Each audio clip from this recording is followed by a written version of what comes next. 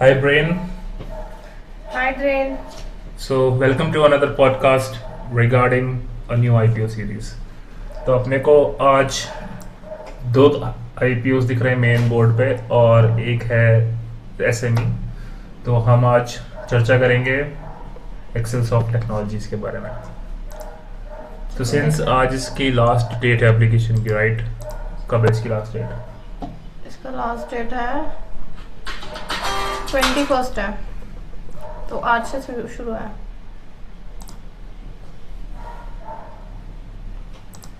हाँ, हेलो. सो ये Excel soft technology के बारे में बात करते हैं, ब्रेन. हम्म. तो इसमें मुझे दिख रहा है कि आईपीओ साइज 500 करोड़ का है और 180 करोड़ इसका फ्रेश इशू है और 320 करोड़ ऑफर फॉर सेल है. और ऑफर फॉर सेल कौन ला रहा है? ये पेडांटा टेक्नोलॉजी करके कोई है.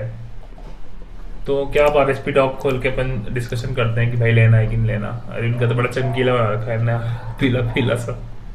सभी ऐसे होते हैं. तो इसकी मैं पहले बेसिक ओवरव्यू दे देता हूँ जिससे कि हम लोग एक पेज पे आ जाएं और फिर इसके बारे में सोचें कि भाई हमको अप्लाई करना है कि नहीं करना है. लेकिन जितना मेरे को इन्फॉर्मेशन पता चली है इसके बारे में, एक बार एक मोटा मोटा डिस्कशन कर लेते हैं, ठीक है प्रेम? तो इसका आईपीओ का साइज 500 करोड़ का है, मतलब 500 करोड़ रेस करना चाह रही है कंपनी. और आपकी 180 करोड़ का जो है ये फ्रेश इशू है जिससे इनको पैसा रेस करना है. और 320 करोड़ का एक प्रमोटर बेच रहा है वेदांता करके. और 114 से 120 करोड़ 120 पर शेयर के प्राइस पे लेके आ रहे हैं और 125 शेयर्स दे रहे हैं एक लॉट में. तो मतलब 15,000 रुपये इनकी मिनिमम डिमांड है जो कि अपर प्राइस बैंड पे है. 19 तारीख से ओपन हो रहा है और 31 नवंबर तक चलेगा ये. और अलॉटमेंट डेट इसकी 24 नवंबर आ रही है. ठीक है, तो नॉर्मल चीज़ें हैं. BSE NSE दोनों पे लिस्ट कर देंगे. लेकिन भाई अब अपन डिस्कस करते हैं कि ये कंपनी है क्या, मतलब इसमें क्यों अप्लाई करें और इनका क्या बिजनेस मॉडल है. और मतलब अप्लाई करने से हमको लिस्टिंग गेन देखना चाहिए या लॉन्ग टर्म इन्वेस्टमेंट देखना चाहिए. तो आपका क्या विचार बनता है? अब इसकी बैलेंस शीट के ऊपर देखते हैं अपन क्या है इनके फंडामेंटल्स. तो पहली बात, एक्सेल सॉफ्ट टेक्नोलॉजीज क्या करती है? ये जो लर्निंग एंड असेसमेंट मार्केट में है और जो प्रॉक्टरिंग टेक्नोलॉजीज बनाती है. और इसका जो बड़ा कस्टमर्स है वो US एंड UK है. तो अब इसमें देखते हैं डॉक में कि और ज़्यादा डिटेल्स देखते हैं क्या है स्टॉक में.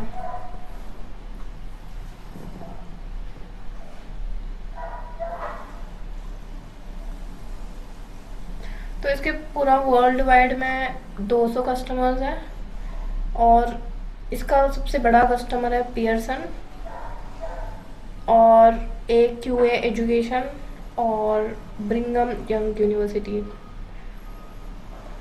एक काम करो ना ब्रेन, परप्लेक्सिटी से करते हैं ना अपन बात. परप्लेक्सिटी पे देखते हैं कि इसके बारे में ये डेटा को अपन पुश करते हैं, फिर अपन AI का यूज करके अपन अपनी रिसर्च करते हैं ना. ठीक है. परप्लेक्सिटी या चैट जीपीटी कुछ भी बोल सकते हो, हम अटैच कर देते हैं PDF, देखते हैं क्या बोलता है. फिर क्वेश्चन पूछते रहेंगे, कॉन्टेक्स्ट बन जाएगा. हम्म.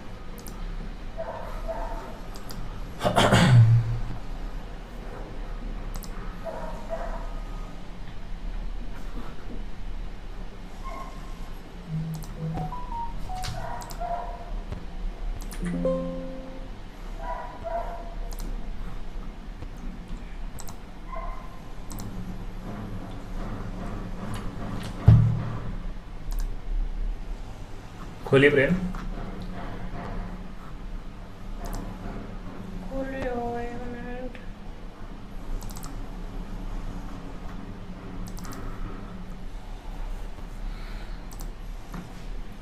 परप्लेक्सिटी बोलते हैं, पूछते हैं कि समरी बता दो.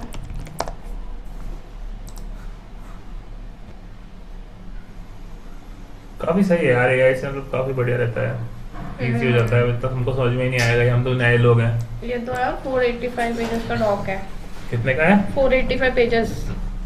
बताओ. और ये 485 पेजेस पढ़ के समराइज कर दे रहा है. चैट जीपीटी से भी करवा लेते हैं, मैं तो बोल रहा. रेड हेरिंग पर्सपेक्टिव बोलते हैं इसको. क्या मतलब है रेड हेरिंग प्रोस्पेक्टस? सर्च कर लेता हूँ मैं। Red herring prospectus, RHP। Prospectus कुछ इसको कंपनी होगा ना? नहीं, इसको RHP डॉक ही बोलते हैं ना। हम्म। ऑफिशियल डॉक्यूमेंटेशन होता है जो रजिस्ट्रार ऑफ कंपनीज और सिक्योरिटी एक्सचेंज बोर्ड इंडिया, जो कि सेबी है, इसको फाइल करना पड़ता है। It contains comprehensive information about company, मतलब इन कंपनी के बारे में बताता है, आईपीओ क्या ऑफर कर रहा है, फाइनेंशियल बताता है, इसकी रिस्क बताता है, बिजनेस मॉडल क्या है, मतलब बेसिकली खुला चिट्ठा है इसका ये। ठीक है। तो इसके बेस पे हम डिसीजन ले सकते हैं। कंपनी ओवरव्यू देखते हैं क्या है। SaaS प्लेटफॉर्म है लर्निंग एंड असेसमेंट के लिए। AI ड्रिवन प्रॉक्टरिंग करती है। एजुकेशनल टेक्नोलॉजी सर्विसेज प्रोवाइड करती है। अब AI ड्रिवन सास और इसके ऊपर ब्रेक डाउन करते हैं कि साला ये है क्या। तो मतलब मेरे को लगता है कि ये कुछ सॉफ्टवेयर एज ए सर्विस बोलते हैं सास को। और ये सास प्लेटफॉर्म मतलब कैसे इमेजिन कर सकते हैं हम? सब्सक्रिप्शन मॉडल होगा पक्के से कोई, है ना? रिकरिंग रेवेन्यू होती है मेरे ख्याल से इसको अपन लर्निंग और असेसमेंट प्रोवाइड करवा रहा है for learning and platforms for learning and assessment. तो यूडेमी टाइप का कह सकते हैं क्या इसको? इसकी वेबसाइट है क्या कोई? एक्सेल सॉफ्ट टेक्नोलॉजी की वेबसाइट देखते हैं। हाँ है तो website Excelsoft powered by AI है भाई। सही है। कैसे यूज करते होंगे AI? प्रोडक्ट्स देखते हैं ना इनके। प्रॉक्टरिंग में यूज करते होंगे कि कैसे? Test settlement, online proctoring, interview वगैरह लेते होंगे ऑनलाइन मेरे ख्याल से। स्टूडेंट सक्सेस प्लेटफॉर्म जाने कुछ तो स्टोरी तो है, जैसे कि AI लेविटेट। जैसे AI इंजन जो प्रॉक्टरिंग में है, उसमें AI इंजन होती है जो अनसस्पिशियस अनस्क्रप्टलेस बिहेवियर ऑफ अ स्टूडेंट। जैसे जो स्टूडेंट चीटिंग कर रहा है तो AI पकड़ेगी, उनको इन्विजिलेटर की जरूरत नहीं है। तो बेसिकली जो भी टेस्ट वेस्ट हो रहे हैं अगर आगे जाके ऑनलाइन होंगे तो उसमें चीटिंग रोकने के लिए है ये। और भी है टेस्ट। मतलब ले दे कि ये कंपनी है कि AI को यूज करके चीटिंग रुकवा रही है। बट और भी है इसमें कि टेस्ट एंड असेसमेंट। जैसे हमको हैकर रैंक है तो उसमें हैकर रैंक मतलब जैसे कि मेरे को कोई स्टूडेंट है, मैं अपना स्कूल खोल रहा हूँ या कॉलेज खोल रहा हूँ, तो अगर उनका टेस्ट दिलवाना है, बंदे नहीं है, बजट नहीं है मेरा, तो मैं इनकी वेबसाइट के पास चला जाता हूँ और फिर ये मेरे लिए टेस्ट लेंगे। और मतलब मैं श्योर रह सकता हूँ कि भाई इनने टेस्ट लिया है तो चीटिंग तो पक्का ही नहीं कर सकता कोई बंदा। मतलब हमारे पास एटलीस्ट एक गुड स्किल्ड लेबर आएगा। और शायद फिर उसके बाद मान लो हमने हायर कर लिए, उसके बाद ये बंदों को हमको ट्रेनिंग देनी है सर्टेन, तो फिर शायद इनका प्लेटफॉर्म फिर से यूज कर सकते हैं। काफी AI को यूज कर रहा है ये। मतलब AI सही है, मतलब इनने टीचर का जॉब तो खा ही लिया मेरे ख्याल से। इन्विजिलेटर्स का भी इन्विजिलेशन तो यार वैसे मतलब मक्कार ही देते हैं इन्विजिलेटर। मैं तो देख रहा हूँ बचपन से चीटिंग हो जाती है, इतना मुश्किल नहीं है। लेकिन मतलब बड़ा बेसिक सा कॉन्सेप्ट है यार। लेकिन देखते हैं क्या हमारी है। मुझे अच्छा लगा जैसे स्टूडेंट सक्सेस प्लेटफॉर्म भी प्रोवाइड करती है जो स्टूडेंट को एकेडमिक प्लान क्रिएट कर सकते हैं टू। मतलब स्टूडेंट अपना कस्टमाइज प्लान क्रिएट कर सकता है। मतलब ऐसा नहीं कि जैसे कि बचपन से हमें पता है कि भाई तुम्हें संस्कृत पढ़नी है, तुम्हें ये पढ़ना है, कन्नड़ा पढ़नी है, तेलुगु पढ़नी है, नहीं पढ़नी है, जो भी चीजें पढ़नी है कोई फिक्स नहीं है। अब जो स्टूडेंट का मन है वही पढ़ सकता है। अब कौन सा पर केमिस्ट्री से केमिकल मिला रहे हैं, क्या करना उस हेक्सेन रिकी रिंग का। काफी कूल है यार। मतलब अगर ऐसे एजुकेशन सिस्टम हो जाएगा तो काफी सही रहेगा। और डिजिटल ई बुक भी है, जैसे किंडल। चलो अब लगा देखते हैं क्या करती है कंपनी, अब पैसे वैसे कैसे कमा रही है। बात तो सही कर रहे हैं, बातें बड़ी बड़ी कर रहे हैं, कमा कैसे रहे हैं देखते हैं। चल ठीक है। फाइनेंशियल हाइलाइट्स देखेंगे अगर तो FY 2025 में 2332 मिलियन, तो कितना होता है मिलियन? मतलब पता नहीं, 233 करोड़ मान लेते हैं। 23 करोड़ है ना? नहीं मिलियन करोड़। हाँ 233 करोड़ है, क्योंकि 1 मिलियन 10 लाख होती है और 10 मिलियन 1 करोड़ होती है। ठीक है। तो काफी पैसे कमा लिया भाई। 233 करोड़ बताओ। और एबिटेडा क्या होता है ये? ये होता है income before earnings before income tax and depreciation amortisation. मतलब पूरा हिंदी में बोले टैक्स, तो इसको ऐसे समझ सकते हैं कि इसके जो रेवेन्यू है, इनकम टैक्स कटने के पहले और कुछ इसके पास कुछ मशीनरी तो नहीं है, तो वो सब डिप्रिसिएशन हटाने से पहले, बस ये अर्निंग्स है। तो ये मतलब अर्निंग बिफोर टैक्सेस, डेप्रिसिएशन और अमोर्टाइजेशन बोल रही है। उसका मार्जिन 31% है। एबिटा डिस्कस कर लेते हैं, जैसे कि आगे हम कभी देखें तो हमको दिक्कत नहीं है। एबिटा तो अर्निंग मतलब जो कंपनी ने एक्चुअली कमाया है, ठीक है। बिफोर इंटरेस्ट मतलब जैसे लोन कॉस्ट हो गया, लोन ले लिया, लोन पे इंटरेस्ट होती है, उसको भी हमको माइनस करना है आगे, बट इसमें वो माइनस नहीं होता। बिफोर टैक्सेस मतलब टैक्सेस भी पे नहीं किए हैं। और जो वियर एंड टियर हो रहा है, मशीनरी वगैरह लग रही है, बिल्डिंग्स हो गया, सॉफ्टवेयर हो गया, जैसे कि इनके लैपटॉप खराब हो रहे हैं, जो लैपटॉप जो यूज कर रहे होंगे उन पे, या फिर जो भी है उनका इंफ्रा खराब हो रहा है। तो अगर सिंपल एग्जांपल ले कि मतलब बस मान लो कि हम 1 लाख एक दुकान खुद चला रहे हैं छोटी सी, तो उसमें हमने 1 लाख का सामान लिया है, ठीक है, और उसको उसका रेंट सैलरी देना है, हमारे पास एक मजदूर रख रखा है, इसके अंदर सामान भरना है, इसमें हमारा 60,000 रुपये खर्चा हो गया, ठीक है। तो हमने मोटा मोटा 40,000 रुपये कमा लिया है, ठीक है। अब इसमें से हमने क्या क्या क्या इंक्लूड नहीं तो किया। 40,000 EBITDA होता है ना? हाँ, EBITDA जो भी है। अच्छा, तो इसमें बस हम ऑपरेटिंग कॉस्ट हटाते हैं। हाँ, मतलब जो ऑपरेटिंग कॉस्ट है उसके बाद जो भी वैल्यू आ रही है। तो इसमें टैक्सेस पे नहीं किया हमने, लोन का इंटरेस्ट नहीं भरा है, अगर कोई लोन है तो। उसके बाद कोई पुराना फर्नीचर खराब हो गया तो वो उसमें चेंज नहीं किया है। और इससे ले दे के मालूम पड़ता है कि भाई हम कितना निकाल पा रहे हैं, मतलब मूल निकाल पा रहे हैं। टैक्स वैक्स तो चलो सब लोग पे करते ही हैं। आगे क्या है, अब मार्जिन क्या होता है इसका EBITDA की?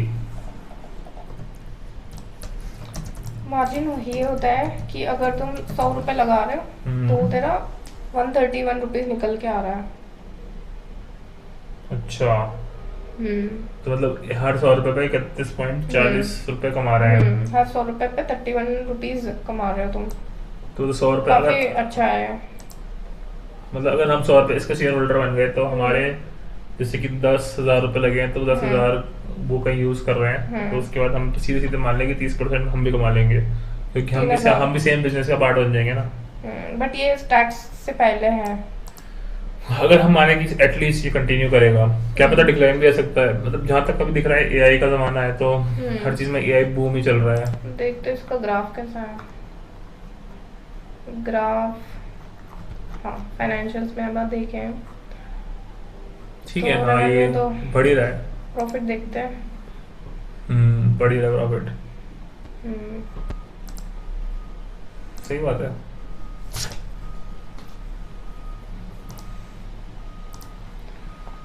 मतलब अपने को जो EBITDA से एग्जैक्ट नंबर मालूम पड़ रहा है, और फिर EBITDA मार्जिन से मालूम पड़ रहा है कि भाई एक्चुअली 100 पे कितना कमा रहे हैं ये। अब टैक्सेस वगैरह पे कर दिए हमने, उसके बाद प्रॉफिट कितना बच रहा है इसमें? बच रहा है 34 करोड़, जो इसमें भी लिखा था 34 करोड़। 34 रेवेन्यू और प्रॉफिट में क्या डिफरेंट होता है? 34.69 रेवेन्यू होता है कि उसमें तुम कुछ डिडक्शंस नहीं किया। अच्छा, तो इसने कोई लोन लिया होगा, लोन के इंटरेस्ट EMI दे दिया, ऑपरेशन कॉस्ट भी होगा उसमें, सब होगा, वो सब कट के EBITDA मिलती है, जो ऑपरेशन कॉस्ट हटा के। हाँ। और इसमें EBITDA से तुम टैक्स भी कट करोगे, तो तब तुझे मिलेगा कि इतना तेरे पैसे हैं आ रहे हैं। वही ना, लोन वगैरह बोल रहे हैं ना, हमने लोन नहीं हटाए थे, इंटरेस्ट और लोन और टैक्सेस दे दिया, और डेप्रिसिएशन भी इसमें ऐड हो गया। अगर इसको डेप्रिसिएशन मिला लें तो हमारे पास प्रॉफिट आफ्टर टैक्स मिलेगा। इसमें है डिप्रिसिएशन हटाया नहीं अभी। अच्छा, ठीक है। और नेटवर्थ भी इनकी अभी मतलब इनके पास पैसा है, 3,700 करोड़ की कंपनी है, 370 करोड़ की कंपनी है। एक बार ये चेक करना, पैट में डिप्रिसिएशन वो सब हटाते हैं, DA हटाते हैं। What is PAT? प्रॉफिट मतलब फाइनल प्रॉफिट है, मतलब after making all the expenses, all the taxes. Depreciation भी। हाँ, तो सिंपल ब्रेकडाउन है कि कंपनी का रेवेन्यू किस किस से बनता है, उनके ऑपरेटिंग एक्सपेंसेस से, इंटरेस्ट दे दिया लोन पे, डेप्रिकेशन हो गया, और टैक्सेस सब हटा देते हैं, मतलब बेसिकली ये फाइनल मान सिर्फ सकते फायदा हैं, है। ये मान सकते हैं जो इसमें भी दिखाया हमने हाँ कि प्रॉफिट इतना हो रहा है, क्योंकि काफी बढ़ गया 2024 से 2025। हाँ, मतलब बढ़ ही रहा है प्रॉफिट, तो मतलब हेल्थी है, मतलब ये इसकी डिमांड तो है इस कंपनी की, तो ये कंपनी यूज करेंगे लोग। सही बात है। अब इसका मेन कस्टमर्स कौन है, इस देखते हैं ना। इसका मेन कस्टमर्स है पियर्सन है, यूएस के कस्टमर्स हैं और यूके के हैं, और सिंगापुर, इंडिया, ऑस्ट्रेलिया में छोटा मोटा कस्टमर्स है, बट मोस्टली शेयर इनका है यूएस और यूके। उसमें परप्लेक्सिटी सिर्फ क्या कहता है, रिस्क क्या कहता है इसमें? ये बोलता है कि major revenue concentration Pearson Education group से आ रहा है, जो कि 60% है। बेसिकली इनको एक बड़ी तगड़ा कस्टमर मिल गया है जो 60%, मतलब जिसने इनसे काफी बड़ी डील हुई है उस पियर्सन एजुकेशन ग्रुप यही से। रिस्क भी हो सकता है कि अगर डील कैंसिल हो जाती है और कोई cancel हो जाती बेटर है। कंपनी आ जाती है जो अच्छी प्रॉक्टरिंग प्रोवाइड कर रही है। बिल्कुल, और इसके जो कॉम्पिटिटर्स हैं, और डिपेंड करता है ना कि पियर्सन एजुकेशन की हेल्थ कैसी है, वही अगर डूबने लगे, मतलब इस पर डिपेंडेंट है कि वो अपना क्लाइंट, उनकी डील कितनी लंबी हो रखी है। अगर हम मान लें मोटा मोटा कि एटलीस्ट ये डील उनकी 1 साल की तो करते नहीं होंगे, मिनिमम 2 से 3 साल का डील तो करते होंगे, लॉन्ग टर्म डील से होती होंगी। इसमें ये है कि इसका एवरेज कस्टमर रिटेंशन है 10 साल। ऐसे कस्टमर्स जैसे पियर्सन है 10 साल से इसके साथ है।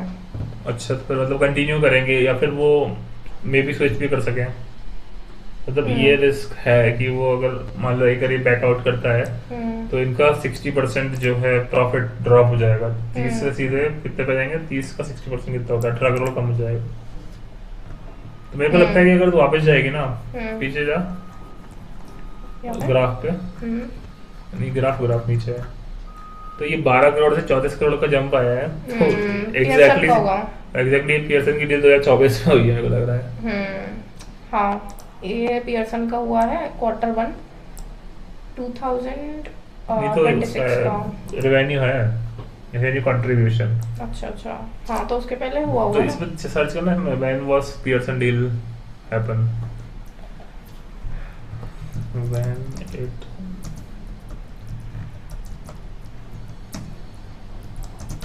इंडस्ट्री आउटलुक अगर देखें हम, तो ये जो ग्लोबल लर्निंग का जो मार्केट है वो बहुत रैपिडली ग्रो कर रहा है, और 2020 तक ऐसा होगा कि ये जो मार्केट है 587 बिलियन। ये इनके जो पियर्सन ग्रुप है, इनके साथ डील इनकी हुई थी 2004 में। नहीं, deal with Pearson group around, हाँ 2004 में एग्रीमेंट हुआ था इनका। सरस बेस्ड कोर एक्सेस, मतलब सरस बेस्ड कोर असेसमेंट प्लेटफॉर्म दिया था इन्हें तब,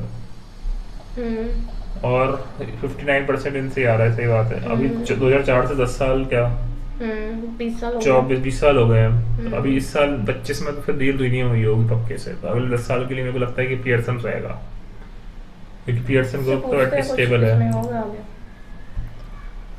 मतलब इसके कॉम्पिटिटर कौन है, कौन बेटर प्रोवाइड कर रहा है सेम चीज, सेम सिमिलर प्लेटफॉर्म कौन बेटर प्रोवाइड कर रहा है?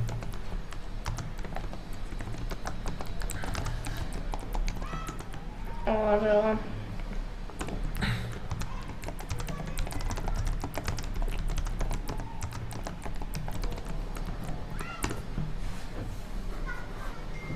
बट इनका 20 साल से एक ही बड़ा कस्टमर है जो पियर्सन है, ऐसा मान सकते हैं। मतलब इनकी शायद मार्केटिंग इतनी बढ़िया नहीं है, पियर्सन ने ही और उनकी डील मतलब बड़ी करी है, हाईली कॉम्पिटिटिव है। क्या कह रहे हैं, वर्टिकल सास मार्केट में फोकस करती है, असेसमेंट और लर्निंग। इनका मेन मतलब जो सेलिंग पॉइंट है वो लर्निंग और असेसमेंट ही है। नए प्लेयर्स कौन से हैं इसमें? Competitors might provide better technological service, attractive pricing और faster innovation, making market immensely competitive. इस पे एड्स ये है कि ये इसका ग्लोबल फुटप्रिंट है, पहले से है यहाँ पर ये। चैट से पूछता है, चैट जीपीटी पे डेटा नहीं होता, बट इसमें आपको एग्जैक्ट कॉम्पिटिटर्स के बारे में पता नहीं है। बट इसका अगर हम एग्जैक्ट पी कॉम्पिटिटर्स देखें, P industry P,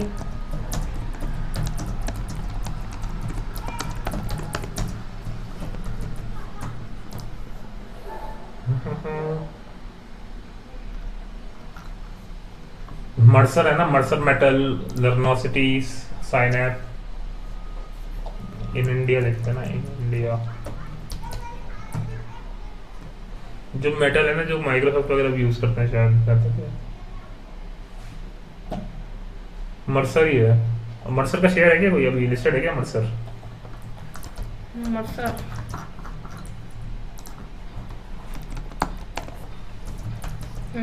Mercer international नहीं है जो कि लिस्टेड ही नहीं है।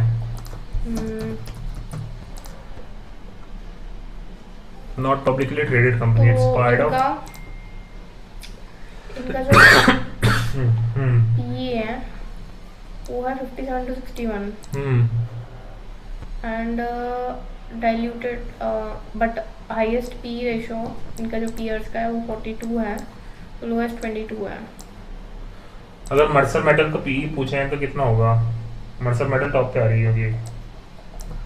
और इनका पी तो हायर है, जो एवरेज पी अगर देखें हम तो इसका जो price to earning ratio overpriced है ये। वो तो है।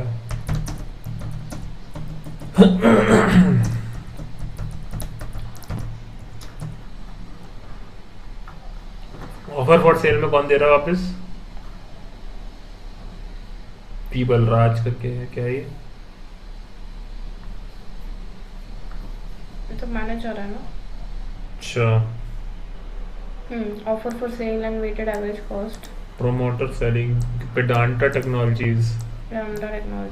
पेडांटा मेरे ख्याल से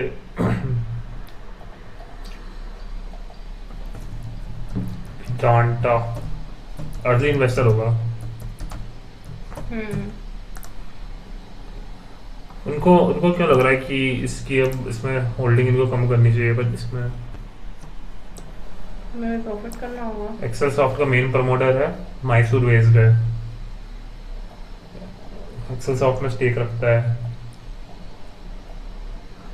94% अपना शेयर बेच रहा है वो।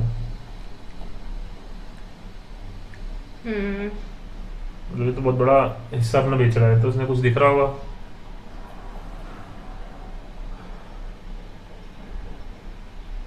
तो बेसिकली कॉम्पिटिटर है पेडांटा टेक। किसका कॉम्पिटिटर है? इसका ही लग रहा है मेरे को, एक्सेल सॉफ्ट का। और खुद का शेयर भी है उसमें। मोस्ट प्रोबब्ली क्या साथ में खुली होगी ये कंपनी, सिस्टर टीम हो गई पेडांटा टेक। 12 साल से है ये भी, 2013 में लॉन्च हुई थी।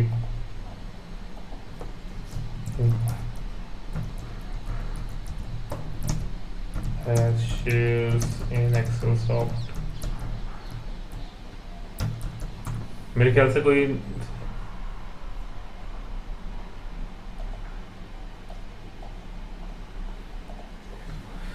पता नहीं इसके बारे में ज्यादा, पेडांटा के बारे में ज्यादा इन्फो है नहीं इंटरनेट पे अवेलेबल। परप्लेक्सिटी और क्या बोलता है? सभी तो मैंने पी के बारे में पूछी थी। और मेन मैक्स में इसमें वही है कि कस्टमर कंसंट्रेशन है, take rapidly foreign exchange loss change हो सकता है। और इकोनॉमिक स्लोडाउन तब हो सकता है जब अभी स्कूल का जो पीरियड होती है स्कूलिंग का और बीच में ब्रेक हो सकता है, तब इसका रेवेन्यू कम हो सकता है। बट ओवरऑल ईयरली उतना उससे इम्पैक्ट नहीं पड़ेगा। तो मेरे को लगता है कि फिलहाल के लिए गुड डील है मतलब, लेकिन बस वो ये थोड़ा पी ज्यादा है तो लिस्टिंग गेन लेके निकल जाना चाहिए। बाकी overall company looks good to me. I think we should apply. You are applying brain? Yes, I've already applied. Okay, I'll also apply. Thank you. That's it for today. And here we conclude our podcast. Thank you everyone. Thank you for watching.